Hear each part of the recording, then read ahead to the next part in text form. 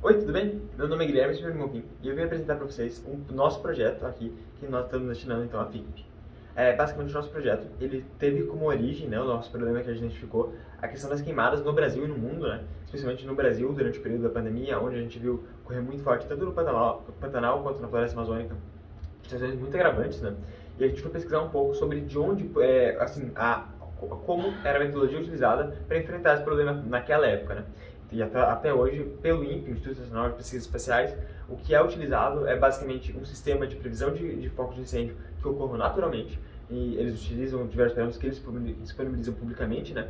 Mas a busca mesmo é para focos de incêndio espontâneos que acontecem em diversas regiões do Brasil. O problema desse tipo de previsão é que, primeiro, ela não considera o alastramento, né, do fogo. Então, um incêndio que tenha acontecido, ele não considera a disseminação dele. E o segundo problema principal é que ele não considera os incêndios causados por interferência humana, né, que representa 99% dos casos de incêndio. Por conta disso, a gente resolveu pesquisar maneiras para enfrentar esse problema. E como a maioria desses monitoramentos é feito por satélite, né, graças à Olimpíada Brasileira de Satélites e à Pion Labs, nós conseguimos um kit de 1,7, que é um nanosatélite, de cerca de 10 centímetros cúbicos, no qual a gente conseguiu desenvolver as diferentes estruturas, como por exemplo, a gente desenvolveu as conexões elétricas, depois a gente adicionou e colocou dentro do satélite, dentro das placas, né, os sensores, os demais itens de carga útil que a gente ia utilizar para a nossa missão. Todo o código desenvolvido, né, foi por nossa parte. Graças à Pontifícia Universidade Católica do Paraná, a gente também conseguiu fazer vários testes, como a questão mecânica, por exemplo, a questão térmica, colocando em menos 20 graus Celsius e testando o envio de dados, coisas desse sentido, e conseguimos observar todos os sensores enviando corretamente. Então, basicamente, com base nessas testagens, a gente teve a ideia de que esse satélite pudesse ter como base de funcionamento a inteligência artificial. Então, ele pegaria 3 imagens adjacentes, além das imagens dos dados obtidos de cada um dos ambientes, por localização GPS, como ele seguia uma linha linear, a gente ia conseguir essas adjacências, né?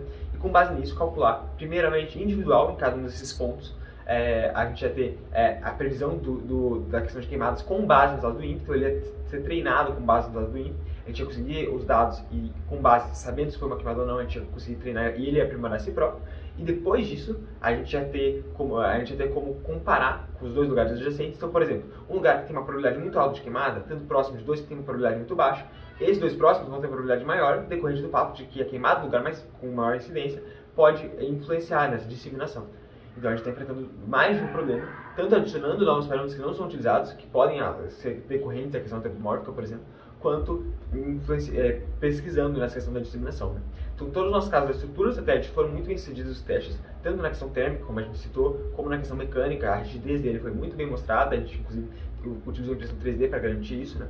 Então, e nos demais testes nesse sentido físico, todos eles foram muito bem tiveram resultados muito satisfatórios. E a posteriori também, nos testes do software, mesmo que a gente tinha condições de testar também, foi muito bem recebido. Todos os dados foram obtidos corretamente, enviados corretamente, e depois, né, a análise dos dados em inteligência artificial que foi desenvolvida na biblioteca Scikit-learn em Python, a gente também conseguiu ver os dados corretamente.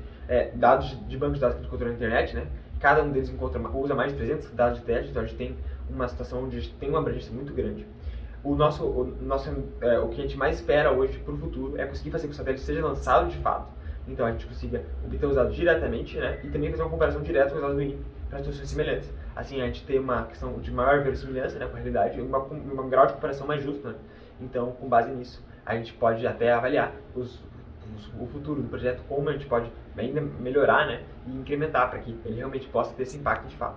A gente acredita que esse projeto tem potencial muito grande de ajudar a nossa sociedade de diversas formas, porque a gente sabe que todas as queimadas, que não só no Brasil, né, mas como a gente vê hoje em dia acontece muito forte na Austrália, na Califórnia e vários outros lugares do mundo, trazem impactos sociais e impactos econômicos, especialmente impactos ambientais. Então, situações que já são muito degradadas, às vezes, por interferência humana, acabam sofrendo ainda mais, né, por essa questão. Então, a gente acredita que tem um impacto social direto muito grande, e com base nessa metodologia científica, a gente acha que a gente pode combater isso de forma direta, de forma assertiva, né, e utilizando a tecnologia a nosso favor. Eu agradeço muito a sua atenção e tempo, e espero que você tenha um bom dia. Muito obrigado.